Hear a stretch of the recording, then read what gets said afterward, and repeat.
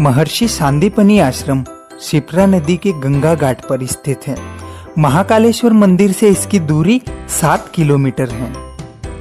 इसके साथ ही यह आश्रम मंगलनाथ रोड पर अंकपात क्षेत्र में स्थित है। उज्जैन स्थित महर्षि सांदीपनी आश्रम ऋषि सांदीपनी की तप स्थली है। यहाँ महर्षि ने घोर तपस्या की थी। इसी स्थान पर महर्षि सांदीपनी ने वेद, पुराण, शास्त्र आदि की शिक्षा हेतु आश्रम का निर्माण करवाया था। इस आश्रम की प्रसिद्धि का विशिष्ट कारण है यहाँ भगवान श्री कृष्ण द्वारा किया गया विद्या अर्जन। पौराणिक मान्यता के अनुसार भगवान श्री कृष्ण, बलराम जी और उनके मित्र सुदामा जी ने इसी आश्रम में कुलगुरु सांदीपनी से शास्त्रों और वेदों का ज्ञान लिया था। इसलिए सांदीपनी आश्रम को श्री कृष्ण की विद्या अध्ययन स्थली के नाम से भी जाना जाता है। बाबा महाकाल की नगरी कही जाने वाले उज्जैन के सांदीपनी आश्रम को अंकपात भी कहा जाता है। माना जाता है कि भगवान कृष्ण यहाँ पर स्लेट यानी पाटी पर लिखे हुए अंक धोकर मिटाते थे, इसलिए इसका नाम अंकपात पड़ा।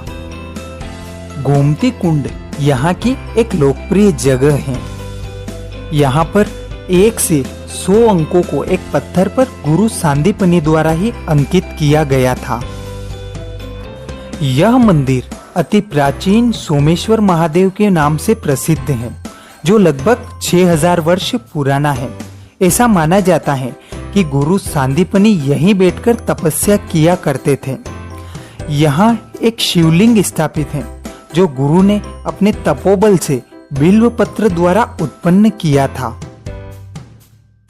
और यहीं पर यह गोमती कुंड मौजूद है।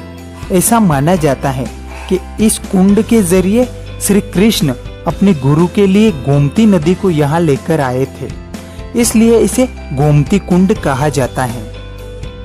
और इसी गोमती कुंड के जल से श्री कृष्ण अपनी पाटी साफ किया करते थे। इस दौरान उनके लिखे अंक इस कुंड में गिरे थे और इस क्षेत्र को विद्वानों का क्षेत्र कहा जाने लगा। दोस्तों, इसी मंदिर की जगह आश्रम था और जहाँ गुरु सांदीपनी बैठते थे वहाँ उनकी प्रतिमा और चरण पादुकाएं स्थापित हैं। और जहाँ भगवान श्री कृष्ण बैठकर विद्या अर्जन किया करते थे, यहाँ भगवान की पढ़ती लिखती बैठी हुई प्रतिमा विराजमान है, जो दुनिया भर में और कहीं नहीं है।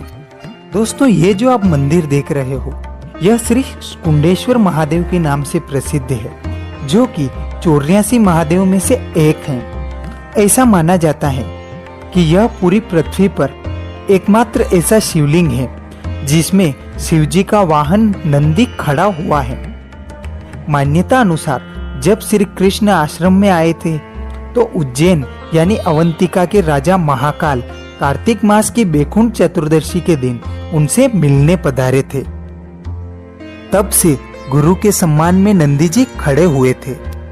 चलिए दोस्तों, भगवान श्री कृष्ण द्वारा सीखी गई देखते हैं 64 कलाओं को। जानते हैं 64 ही कलाओं को सरल भाषा में, जो भगवान श्री कृष्ण ने सीखी थी। उनमें कपड़े रंगना, छोटे कपड़े इस प्रकार पहनने का तरीका जिससे वे बड़ा प्रतीत हो, रत्नों की पहचान करना, रत्नों को रंगना और आभूषण में जड़ना, आसन बिछाना, आसन बनाना, जल राग, खाना बनाना, छंद काव्य शास्त्र वाचन, कपड़े सिलना, धागे से मंदिर बनाना, पक्षियों को मानवीय भाषा का ज्ञान कराना, युद्ध में विजय का ज्ञान, नाटक कला, बढ़ाईगिरी करना, लकड़ी से वस्तु निर्मित करना, कुटिया का निर्माण करना, पशु पक्षियों की कुश्ती करवाना, केश एवं शारीरिक मसाज करना, जल के अंदर युद्धाभ्यास, रूप परिवर्तित करना, दूसरे का रूप धारण करना, पासे खेलना, मिट्टी के बर्तन बनाना, शारीरिक व्यायाम करना आदि इसी प्रकार की 64 कलाएं महर्षि ने भगवान श्री कृष्ण को सिखाई थी। भगवान श्री कृष्ण ने महज 64 दिनों में गुरु सांदीपनी से संपूर्ण शास्त्रों की शिक्षा ग्रहण कर ली थी। उन्होंने 18 दिनों में 18 पुराण, 4 दिनों में 4 वेद, 6 दिनों में 6 शास्त्र और 16 दिनों में 16 कलाएं, 20 दिनों में पूरी गीता का ज्ञान ग्रहण कर लिया था। इसके साथ ही गुरु दक्षिणा और गुरु सेवा का काम भी पूरा कर लिया था। उज्जैनी का प्राचीन शैक्षणिक महत्व रहा। शिक्षा स्थली के रूप में यह नगरी नालंदा और काशी के पूर्व से स्थापित रही है। जैसे ही भगवान श्री कृष्ण ने महर्षि से संपूर्ण विद्या अर्जित की, उसके बाद गुरु दक्षिणा देने का समय आया। गुरु दक्षिणा के लिए भगवान श्री कृष्ण द्वारा महर्षि को कहने पर उत्तर स्वरूप महर्षि ने अपनी पत्नी सुश्रुता को उनके बदले कुछ मांगने को कहा। गुरु माँ ने गुरु दक्षिणा के रूप में अकाल मृत्यु को प्राप्त करने वाले अपने पुत्र का जीवन दान मांगा। उसके बाद सारी सृष्टि के रचयिता विष्णु रूपी भगवान श्री कृष्ण अपनी गुरु माता के दुख को कैसे देख सकते थे। उन्होंने गुरुपुत्र पुनर्दत्त को पुनर्जीवन का वरदान दिया और अपनी गुरु दक्षिणा पूर्ण की।